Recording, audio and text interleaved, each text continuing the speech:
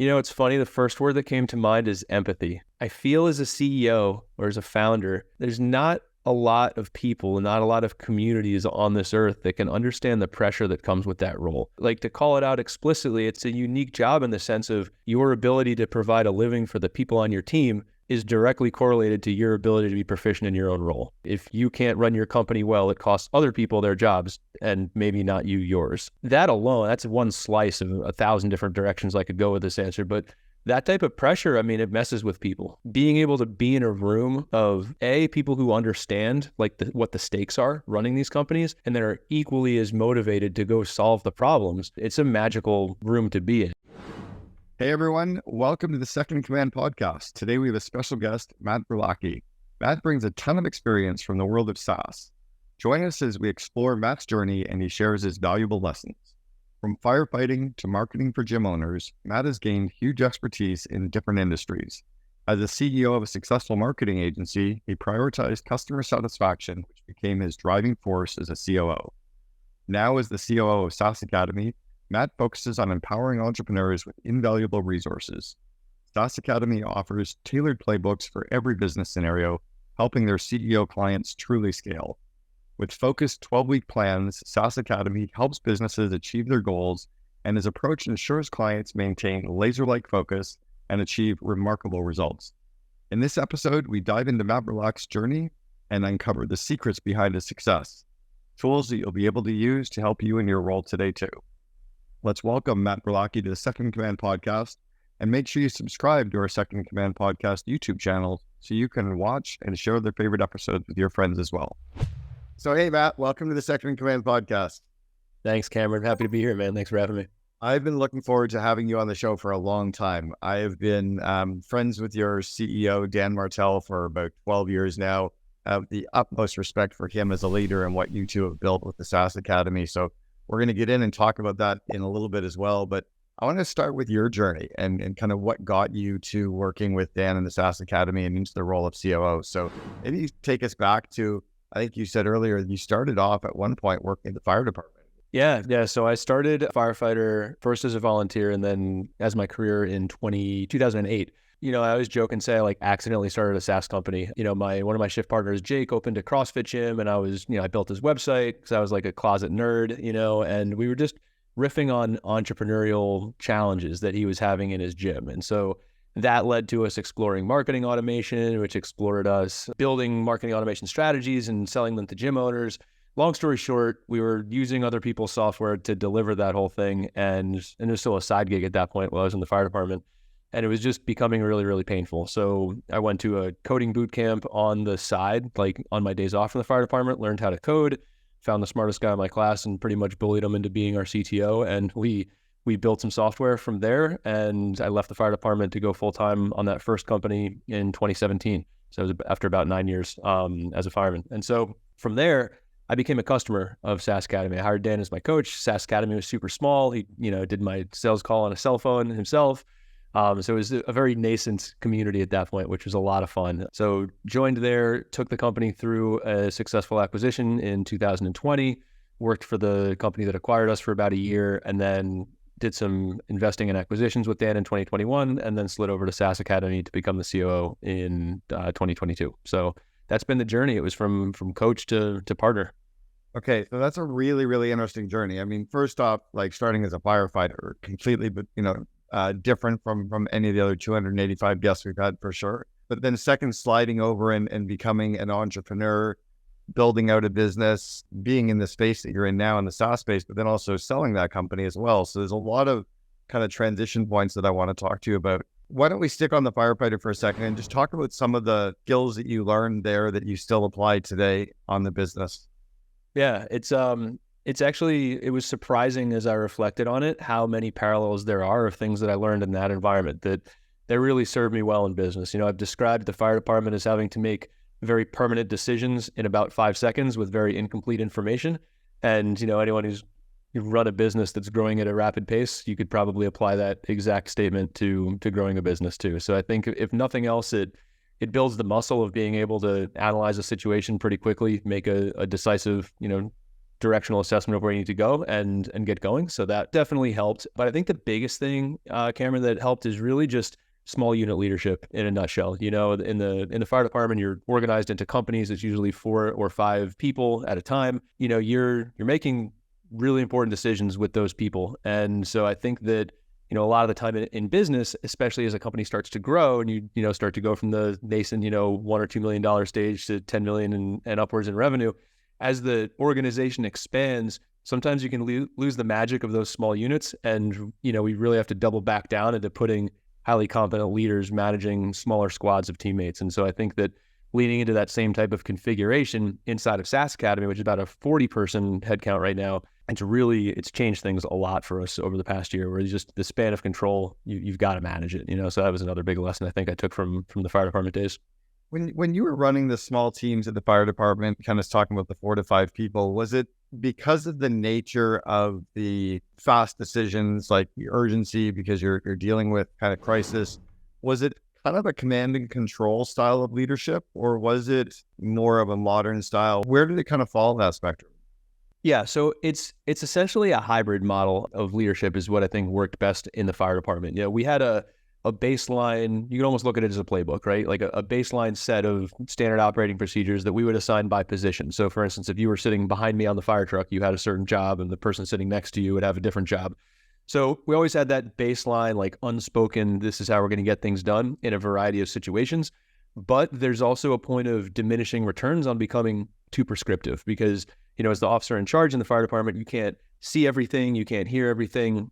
So you want to make sure that your crew is like trained properly and empowered enough where they feel confident speaking up in case they see something that's off or they hear something you didn't hear. So it's really a balance. I'm a firm believer that a lot of the time the best ideas don't come from the top. So in that situation, as well as in business, we've got to build a team that, feels that they've got enough of a seat at the table and bought in enough where they're going to open their mouth if they see something going on. Well, I can imagine if you're too much in the command and control as well, that post-crisis project or that situation, when you're back at the firehouse or you're working on something that's simpler, then all of the real shit starts to bubble up to the surface again, right? So you have to actually kind of show up as a better leader than just kind of do as I say. Yeah, no, 100%. And it's like, your performance on the fireground is dictated by your performance in the firehouse, right? I mean, you can look at how clean the floor is and how clean the fire truck is and when the last time I got checked out, all the mundane stuff. There's a very high correlation between that and overall competence in, when the chips are down, so to speak. And again, I think there's so many parallels, right? I mean, it's the boring stuff done with consistency over and over and over again for a really long time horizon. Like that's what builds success in our world, but it's the same thing over there. So you leave there, you end up working, as you said, you were doing kind of a bit of a side hustle, doing some marketing for a couple of fitness studios or gyms. And then all of a sudden it became a real business. You start to build this thing out. So you're now an entrepreneur at this point. Are you a COO trapped in an entrepreneur's body? Or are you an entrepreneur trapped in a COO's body? Because I was very similar that way. It's interesting. I think I can wear either hat pretty effectively, but the interesting thing is, my co-founder, Jake, of my first company, he was actually more the visionary, even though I was the CEO. And I think that's an interesting talking point because they don't necessarily need to be one and the same. In that company, Jake actually had the COO hat, but really there were a lot of jobs that we felt were CEO type jobs that weren't in his sweet spot, that were in my sweet spot. But I guess I would consider myself a pretty operational CEO. I still oversaw like people, product, technology, as well as just, overall operations of the business, whereas Jake essentially functions like a chief revenue officer where, sales, marketing, and customer success were his wheelhouse. Cameron, I don't know if we knew what the hell we were doing, to be perfectly honest. We kind of just divided up the jobs and went after it. I think you intuitively absolutely knew what you were doing, because I think what most people sadly do is they say, well, this has to be the CEO's role and this has to be the COO's role. And the reality is, no, it doesn't. What makes the COO role quite complicated at times is we need to be great at all the stuff that the CEO sucks at or doesn't want to work on. And that's different company to company, right? In let's say Shopify's case, Tobias Luque is a very engineering and product CEO, very inward facing, doesn't really talk to the public very much. And then they have Harley Finkelstein, who's a very outward facing biz dev, sales marketing, COO. you guys at the SaaS Academy, and it's the opposite, right? You got a very outward facing CEO and you got a very inward facing operational COO. So no, it's just very different company to company. Talk about some of the skills and the lessons that you learned having been an entrepreneur and running that business that you still carry with you today then as a COO. Yeah, there's a few. Customer obsession, I think, is probably the number one skill set. And honestly, if your job title starts with a C and you don't have that, it's a problem. You gotta go build that muscle. I truly believe that you don't get to get off the ground, whether you're, a CEO, a COO, a founder, an employee, whatever, without just really, really caring passionately about the problem you're solving for the customer and the outcomes that they have from consuming your solution, whether it's software or coaching services, whatever it is. So I think that's probably the first one, is being able to analyze a market, fall in love with your customer persona and the problems that they have, and just really go hard on delivering results for them. I think that's definitely a big one. And, it's interesting reflecting on it. A lot of the other things that I did as the CEO of UpLaunch are still within my wheelhouse as the COO of SaaS Academy. So, position to position, I don't know that the jobs changed that much. Like, I didn't do sales in my first company. I'm not doing, we're overseeing sales here in SaaS Academy. So when it comes down to it, it's people, it's finance, it's operations, it's culture, overall leadership, coaching leadership team. Those competencies stayed relatively constant, company to company in my case. There's definitely one area that I think crosses over, and it's you certainly as a CEO of your own business had a very deep understanding of what it was like to be an entrepreneur and run an entrepreneurial company. Whereas many COOs don't have that, right? They don't have the skin in the game. They haven't put it all on the line. They're not, running a business and maybe not even earning an income for the first year. You definitely understood what it was like to run your own business. Do you think that makes you a better COO now in having a greater amount of empathy for what the CEO Dan is going through at times? Yeah, I think there's two ways in our specific case that it shows up. That's definitely one of them. I think, if you've, kind of earned your stripes on that entrepreneurial merry-go-round, that you and I have both stepped on, I think it does help you have certain conversations, or at least understand the approach to certain conversations that founders or CEOs will have. So I think that definitely helps.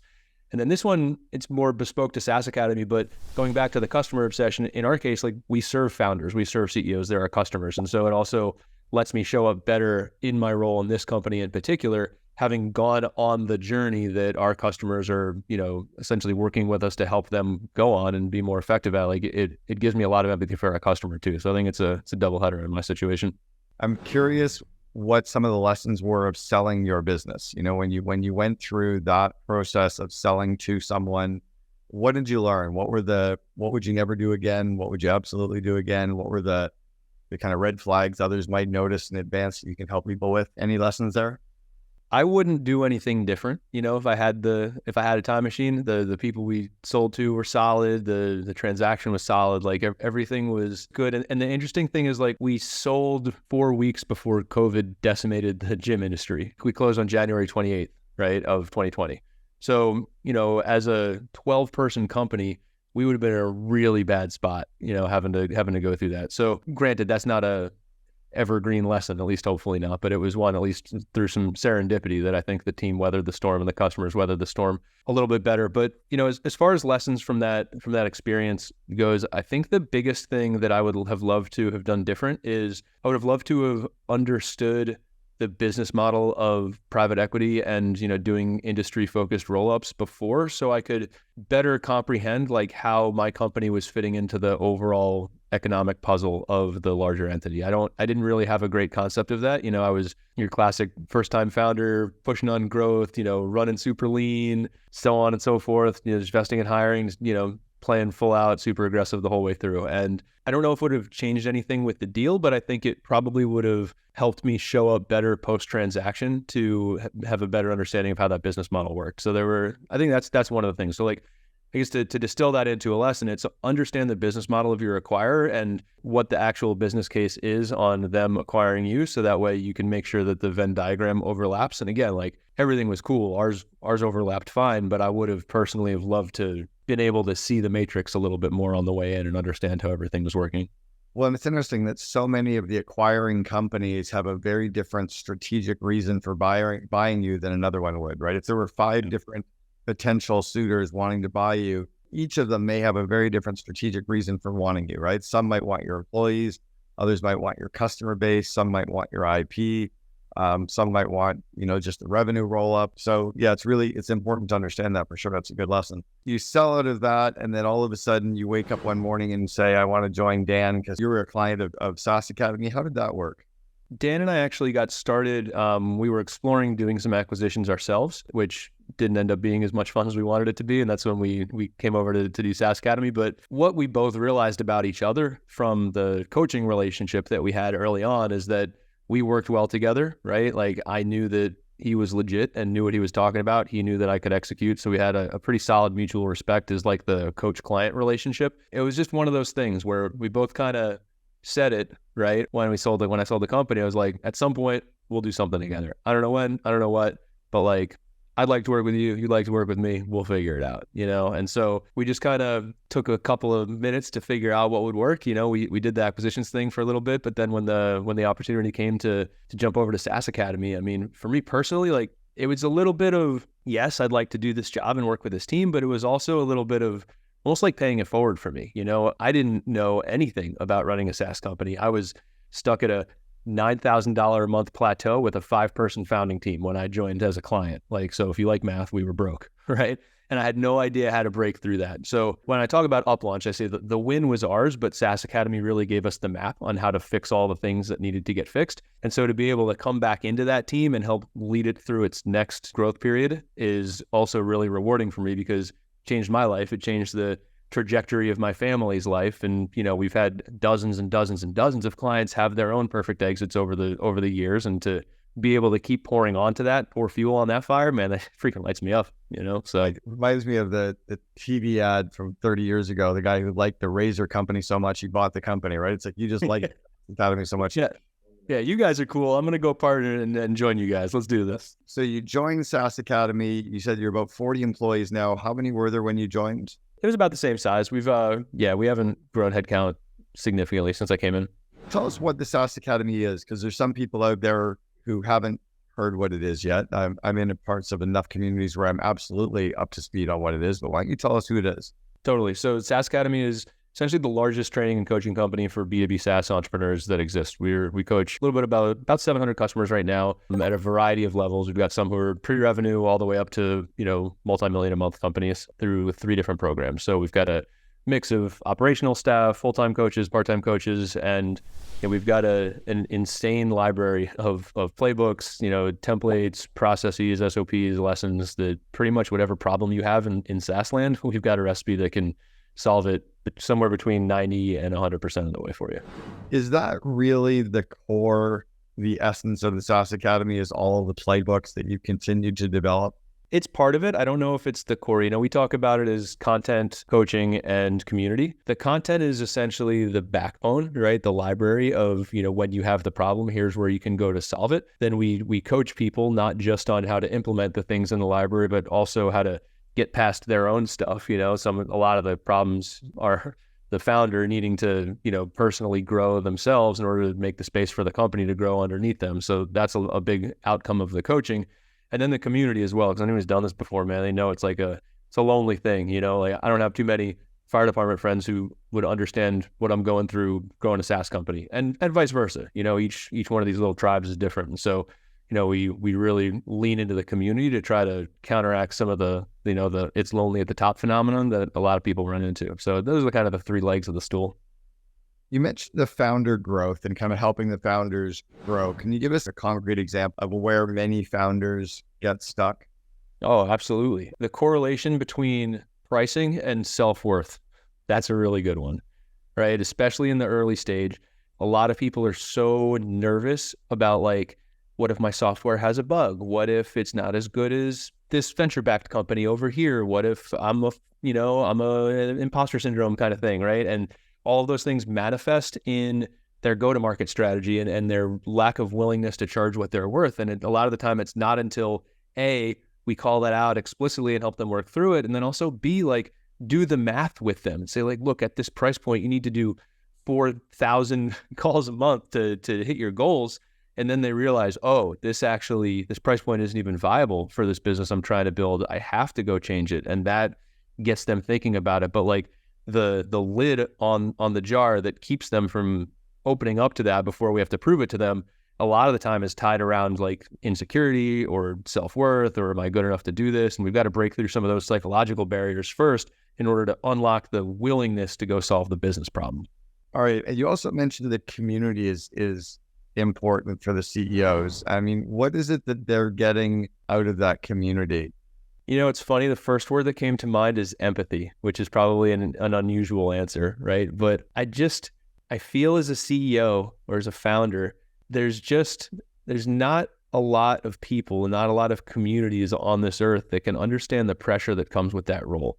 You know, and to call it out explicitly, it's a unique job in the sense of your ability to provide a living for the people on your team is directly correlated to your ability to be proficient in your own role, right? If you can't run your company well, it costs other people their jobs and maybe not you yours, right? And so that alone, that's one slice of 1,000 different directions I could go with this answer. But that type of pressure, I mean, it messes with people, right? And so I think that being able to be in a room of people who understand like what the stakes are running these companies, and that are equally as motivated to go solve the problems, it's a magical room to be in. And I think that, coupled with the fact that, especially in our academy program, we've got a pretty decent range of businesses in there. So you don't have to look, you know, when you're at one of our events, you don't have to look 20 or 30 feet to your left or your right to find someone who's solved whatever your biggest problem is.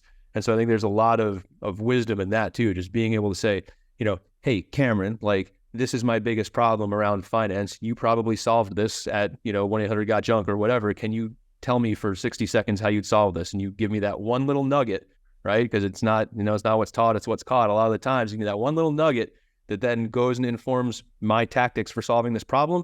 And sometimes those conversations are the ROI in the whole trip, but you don't have that without proximity.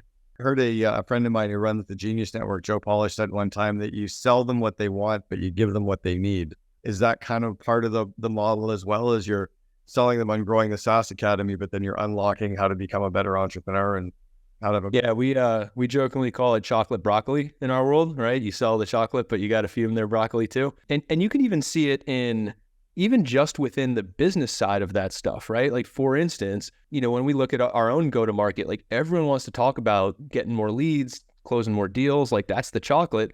The broccoli's churn, right? Like, if you don't have your retention stuff dialed in, it's like, from a sequencing standpoint, it's not even the right move to go pour fuel on the marketing fire until you solve retention. But now everyone's going to be like, oh yes, I just want to go solve retention. You know, yeah, it's crazy important if you actually think about it. But sometimes you got to rope them with the chocolate. And then when you get them in the coaching environment, say, okay, but let's actually look at all these numbers. This mathematically is the problem you need to go solve first. So, I mean, there's a lot to the sequencing there, but you're right, man. So one of the things with joining the SaaS Academy is probably the component around roles and responsibilities. When you were joining, how did you decide what roles were going to stay with Dan and what roles were going to stay with you or move over to you? It was an interesting period when we joined, right? Because there's a third musketeer, right? Our chief revenue officer, Johnny. And so really the way that our organization is structured, right? You've got Dan, you've got myself and Johnny. The three of us make up the executive leadership team. And then we've got our senior leaders that all report to either one of the two of us, either me or Johnny, with the exception of one person. You know, within that, you know, Johnny's role as a chief revenue officer, sales and marketing, he owns those. I own pretty much everything else. And then the newer evolution of this, which was candidly one of the best decisions we ever made, is that each of the three of us is the executive sponsor for one of the three programs, right? So I head up our Growth Accelerator program, which is our early stage program. Johnny heads up the Academy. Dan heads up Boardroom, which is our high-end mastermind for our top clients. And so instead of having like a traditional customer success department or a product or program department, which is where we came from, we gave individual accountability to each of the three executives. And so, in addition to our departmental oversight, we each run our program with a very, very hands-on methodology. That has changed so much for us. I mean, the velocity we can make decisions is probably 10x what it was. Because you're not turning to the others on the executive leadership team for their approval. You're just making the call. Totally. And also around even in the teams, right? Like, there's sometimes where I think like standardization serves really, really well. And there's sometimes where it serves as a roadblock really, really well and gets in the way. And I think that, for certain areas like that, if there was a customer success playbook that, affected 3 programs, it might not be what's right. A founder doing $500,000 a month needs to be treated a little bit differently than a founder who's making $5,000 a month, because their problems are different and the way that they interact are different. The types of conversations they're ready to have are different. So I think it was really a decision to walk back some standardization, which at the time we felt was, what we need to do to evolve as a company. And really what it comes down to is like, just take the thing that worked when we were small and put it into smaller pods, and it still works, right? You don't have to throw the whole thing out. You just move it down the stack. And that opened up a whole new world for us. You said something before we went live that you and Dan really do focus on kind of propping each other up. I wrote about that in my book, The Second in Command, that the COO's job is to make the CEO iconic. It's kind of to shine the spotlight on them and make them look good. And behind the scenes, the CEO's job to shine the spotlight on the COO internally, who's often making the tough decisions and kind of sometimes having to be the bad cop.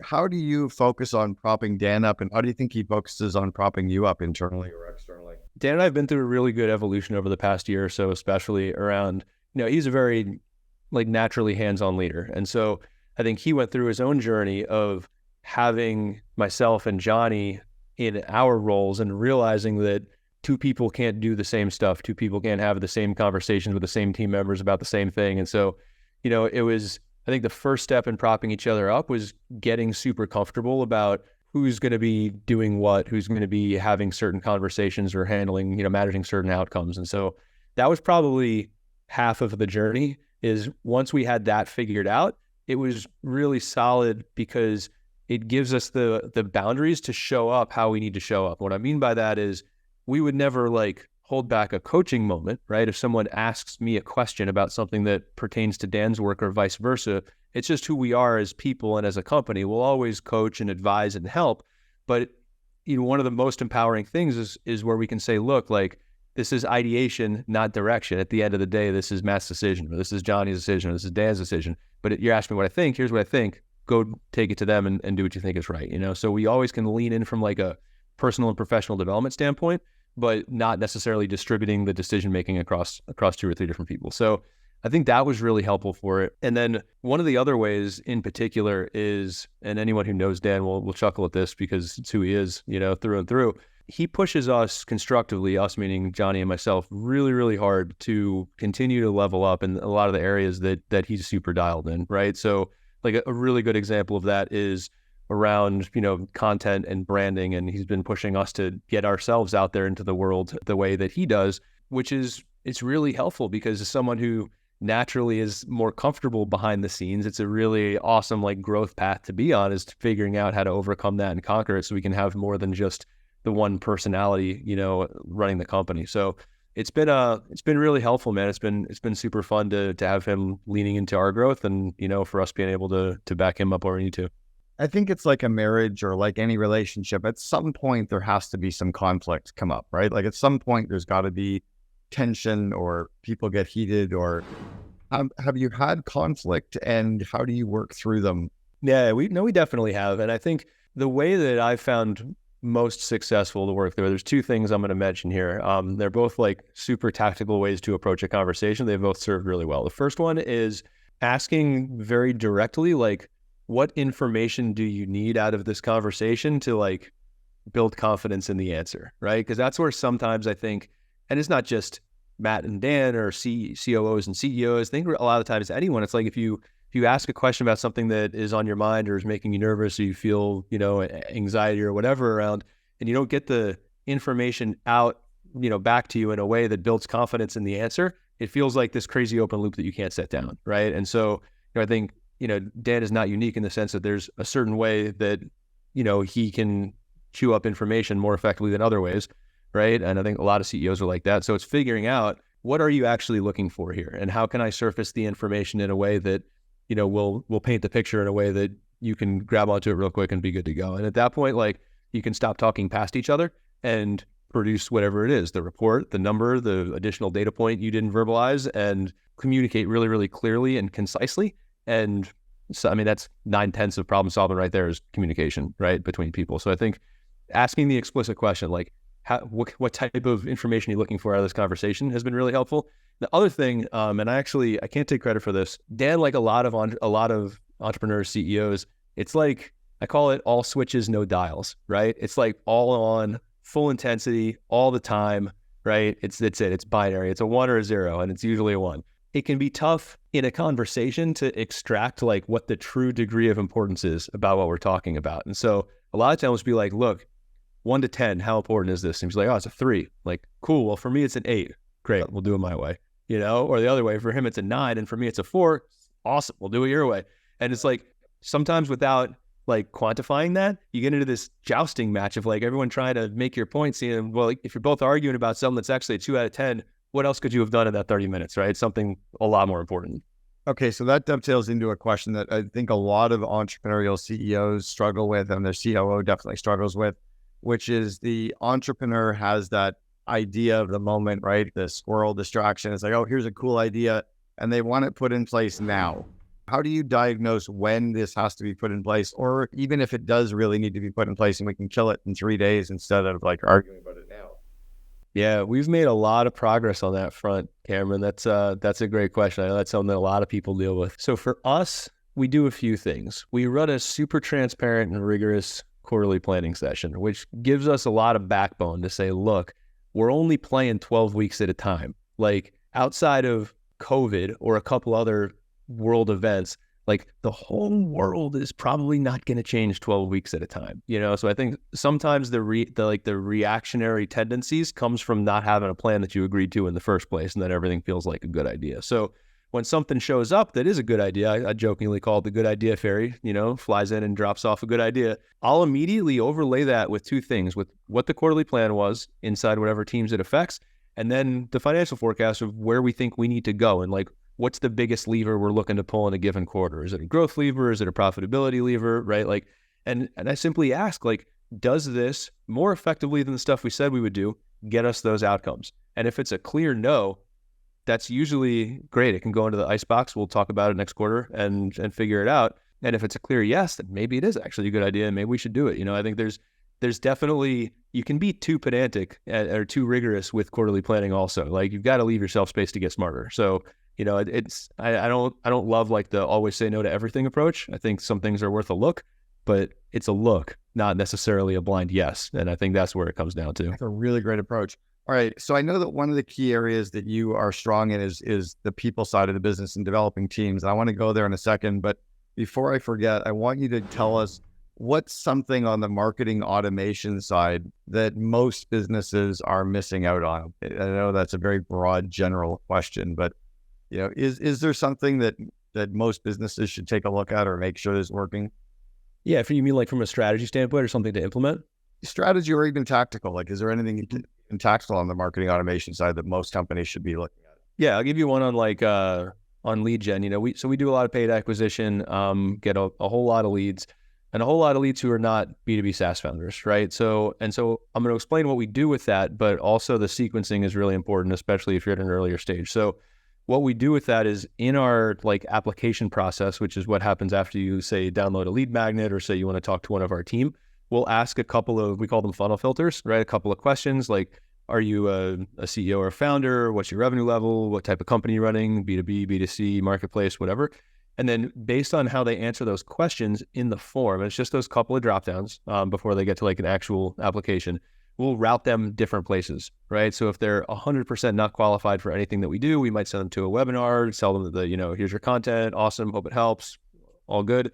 Whereas if they are in our sweet spot, we'll push them directly to the book a call page and get that moved on. So we call that our funnel filter approach, because what happens is, as you start to ramp up volume without necessarily filtering for quality, if you're able to actually fill the calendar as you're ramping up volume, but you don't have a quality benchmark, your time from like a really important sales funnel metric is the time from the call was booked to the time when the call actually takes place, because there's definitely a correlation between that time period extending and your show rate decreasing. And so if you can go create the problem of getting the calendar filled up, that's the sequencing, right? If you have like 2 demos a week, this isn't for you.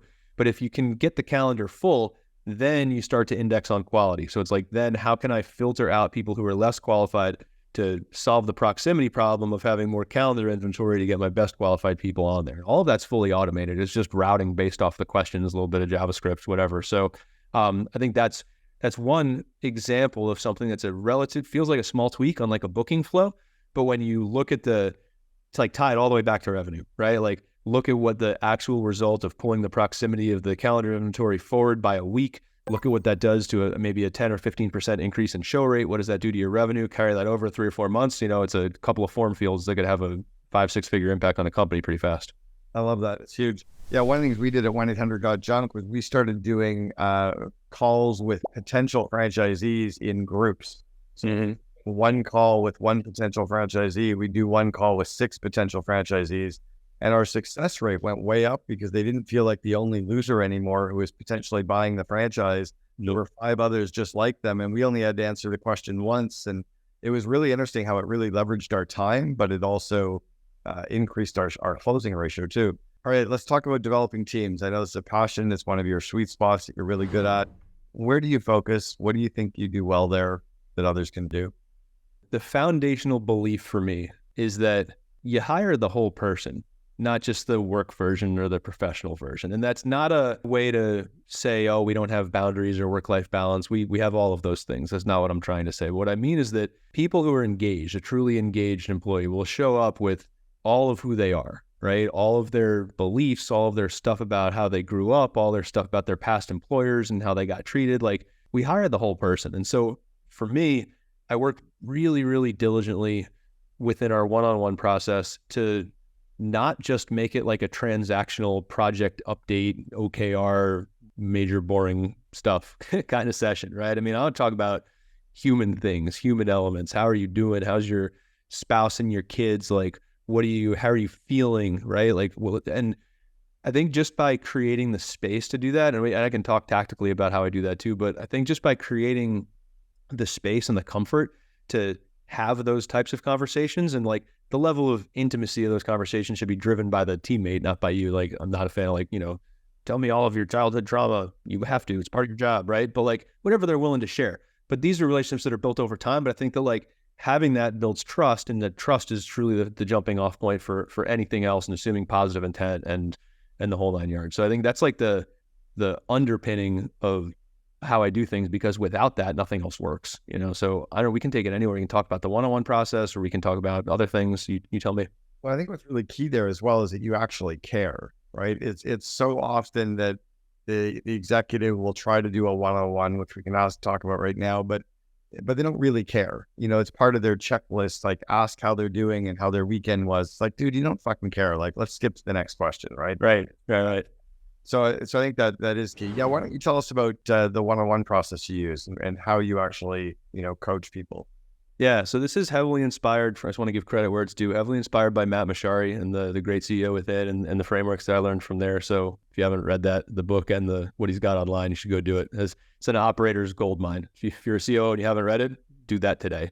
What I learned from Matt's process, and I tweaked it a little bit, but essentially the framework I use is, we talk about wins, both personal and professional. We'll do a cursory glance at OKRs. I like hard time cap that to 5 minutes. I just want to make sure, like, if someone's blocked or way off on one of their key things, they're not going to be able to get past that to open up and have a deeper conversation. So, because they're always going to be thinking like, we can have all this chit chat, but really like, I can't do my job right now, So I sequence that up front to make sure we don't have any issues there. From there, it's free-form discussions.